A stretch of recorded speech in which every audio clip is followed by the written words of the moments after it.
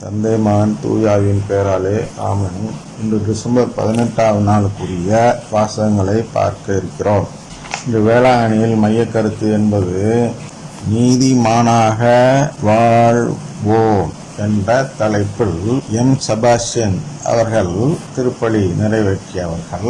அவருடைய மறைவுரை வரலாற்று நிகழ்ச்சிகள் என்று சொன்னால் வரலாற்றை தான் தொடுவார்கள் என்று சொல்லியிருக்கிறோம் அல்லவா. அதுபோன்று ஏதோ வரலாற்றுகளை எல்லாம் சொன்னார்கள். அதாவது அந்த மாதிரி சொல்வது என்பது விசுவாசத்தை வளர்க்கக்கூடியதாக தான் இருந்தது என்று கொடுத்த மறைவுரை. இருந்தாலும் அவர் மறைமுறை மாறியிருக்கிறதே தவிர அவருடைய மனம் மாறவில்லை என்பது அந்த இறுதியில் இதோ இறைவனின் செம்மறி என்று சொல்லும் இடத்தில் அவர் பயன்படுத்திய வார்த்தைகள் வெளிப்படுத்தி அவர் வளமை நற்செய்தியை தான் இன்றும் நம்பிக்கொண்டிருக்கிறார் என்பது அதன் மூலம் வெளிப்படுகிறது. எனவே மனமும் மாறினார் நன்றாக இருக்கும் என்பது நமது கருத்து. இப்பொழுது நாம் அந்த தலைப்பிற்கு போவோம். நீதிமானாக வாழ்வோம் என்று சொல்லி நீதிமானாக வாழ்வது குறித்து ஒரு பிரச்சனை. நீதிமானாக வாழ்வதற்கு நாம் நம் உயிரையும் கொடுக்க தயாராக இருக்க வேண்டும் என்பதுதான் இந்த மைய கருத்தின் நோக்கம் என்று எடுத்துக்கொள்ளலாம். நீதிமானாக வாழாததன் ஒரு உதாரணம் இன்று சொல்லலாம் என்று இருக்கிறேன். உதாரணம் என்றால் யார் என்றால் எப்போதும் போல் பிரான்சிஸ் சேவியர் ஃபாதர் அவர்கள் தான். நீதிமான் என்றால் என்ன, நீதிமான் அற்ற நிலை என்றால் என்ன என்பது அவருக்கு தெரியாது. அவர் தெரிந்ததெல்லாம் பணம் பணம். அதற்கு தான் உதாரணம் என்ன சொல்கிறேன் என்றால், அவர் ஒரு பெண்ணை, பேர் கூட சின்னராணி என்று நினைக்கிறேன், பலர் இருந்தார்கள்.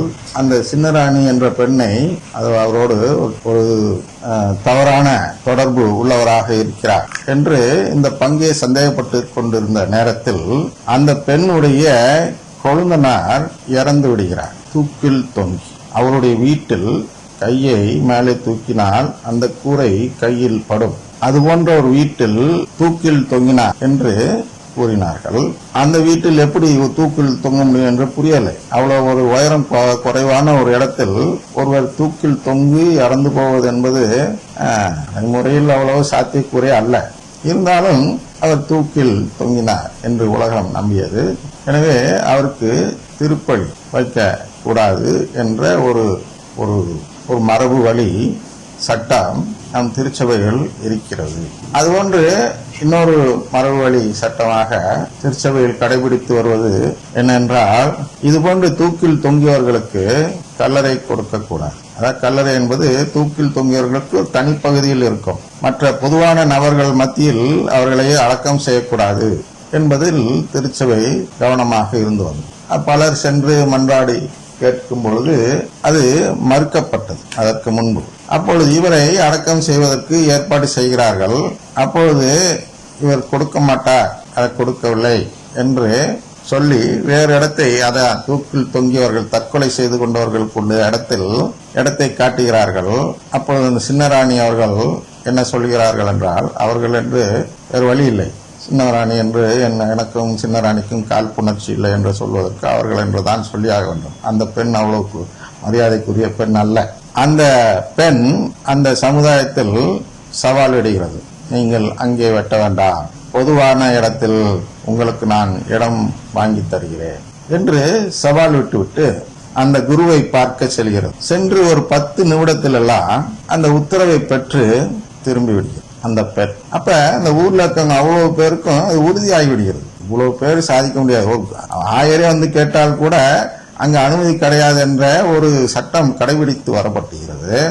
அந்த சூழ்நிலையில் இந்த பெண் எப்படி அனுமதி பெற்றார் என்று அனைவருக்கும் ஒரு கேள்வி எழும்பொழுது அவர்கள் எல்லாம் என்ன நினைத்தார்கள் என்றால், அவர் இதை வச்சிருக்கிறதுனாலதான் அனுமதி கொடுத்திருக்கார் என்ற முடிவெடுத்து போய்விட்டார்கள். ஆனால் உண்மையை விசாரிக்க பொழுது வேறு உண்மை வெளிப்படும். என்னென்றால், இந்த கொழுந்தனாருடைய மனைவி கோப்பனியார் சொல்கிறார்கள் அல்லவா, அவர் சற்று இவரை விட அழகாக இருப்பார். எனவே அவருக்கும் இந்த குருவானவருக்கும் ஏதோ ஒரு நிலை ஏற்பட்டு அது அந்த கணவருக்கு தெரிந்து போகும் நிலையில் இருந்ததால், அதாவது இந்த பெண்ணுடைய கொழுந்தனாருக்கு தெரிந்து போகும் நிலையில் இருந்ததால் அந்த மரணத்தில் ஏதோ ஒரு மர்மம் இருக்கிறது என்று ஒரு சந்தேகம் எழுந்தது விசாரணை போல.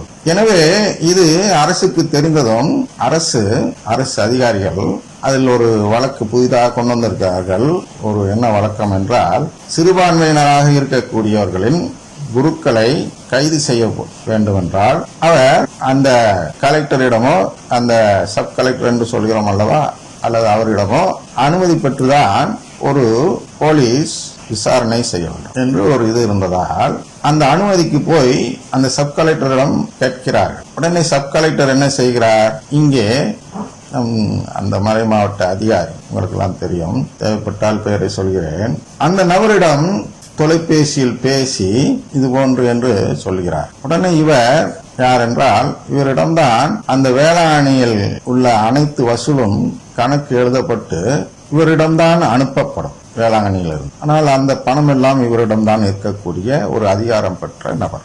எனவே அவர் என்ன செய்கிறார் என்றால், அதுவும் இந்த ஃபாதர் என்பவர் அவருடைய ஜாதிக்காரர். அதனால் இவர் என்ன செய்கிறார் என்றால், உடனடியாக அந்த சப் கலெக்டருக்கு ஒரு தூதுவனை அனுப்புகிறார். அந்த தூதுவனை அனுப்பி, உங்களுக்கு என்ன வேணுமோ அதை நாங்கள் செய்து விடுகிறோம், இந்த வழக்கை கைவிட வேண்டும் என்று கேட்கிறார். அந்த கார் ஓட்டும் அந்த தூதுவன், கார் ஓட்டும் டிரைவர் என்று சொல்கிறோம் அல்லவா, அந்த டிரைவரை அனுப்புகிறார். அந்த டிரைவருக்கும் அவருக்கும் ஏதோ பரிச்சயம் இருக்கிறது போல இருக்கிறது, அந்த சப் கலெக்டருக்கும். அந்த டிரைவர் பேசிவிட்டு வந்து 5 லட்சம் ரூபாய் பணமும் ஒரு 2 கிலோ 3 கிலோவோ தங்கமும் என்று பேரம் பேசுகிறார். பேரம் பேசி படிந்து கொடுத்து விடுகிறார். அதன் பின் அந்த டிரைவர் அவர் கூட இருக்கிறார், யாருடைய, பிரான்சிஸ் சேவருடனே இருக்கிறார். அப்பொழுது இது போன்ற உதவிகளை செய்து கொண்டு, இது போன்ற உதவிகளை, இந்த பெண்களை எல்லாம் அழைத்து செல்லும் உதவிகளை செய்து கொண்டு இருக்கும் பொழுது அவரை அணுகி இது போன்ற காரியங்களில் ஈடுபடக்கூடாது என்று கண்டிக்கிறார்கள். அவர்கள் பேரையும் சொல்ல முடியாது, கண்டிக்கிறார்கள். அப்பொழுது இந்த டிரைவர் மனம் மாறுகிறார். மனம் மாறியதும் அந்த பிரான்சிஸ் சேவருக்கு அது பொறுக்கவில்லை. உடனே இந்த டிரைவருக்கு கொலை மிரட்டல் விடுகிறார். இந்த டிரைவர் உடனடியாக தமிழகத்தை விட்டு வெளியேறி வேறொரு மாநிலத்துக்கு சென்று குடியேறி விடுகிறார். இதெல்லாம் உண்மையிலே நடந்தது. அந்த டிரைவர் இன்னமும் இருக்கிறார். எங்கே இருக்கிறார் என்று எனக்கு தெரிந்ததால் தான் நான் அதை சொல்கிறேன். அவர் எப்போது வேண்டுமானாலும் வந்து வாக்குமூலம் தர தயாராக இருக்கிறார். ஆனால் இவ்வளவு தூரம் இருக்கும் பொழுது அங்கே நீதிமானாக அந்த நபர், எந்த நபர் பணம் கொடுத்து விட்டார் அல்லவா, அந்த மறை மாவட்டத்தின் அதிகாரி, அவர் நீதிமானாக இருக்கிறாரா? இந்த தலைப்பை வழிநடத்தி செல்ல அவருக்கு தகுதி இருக்கிறதா? யோசித்து பாருங்கள். திருச்சபையின் தலையே நீதிமானாக இல்லாத நிலையில் இந்த தலைப்பு நமக்கு தேவையா? இது போன்ற பல நிகழ்ச்சிகள் எடுக்கலாம். இவர் கொலைகாரர் என்று காட்டுவது, கொலைக்கு உடந்தையாக அந்த அதிகாரி இருக்கிறார், கொலை செய்கிறார் ஒரு குரு.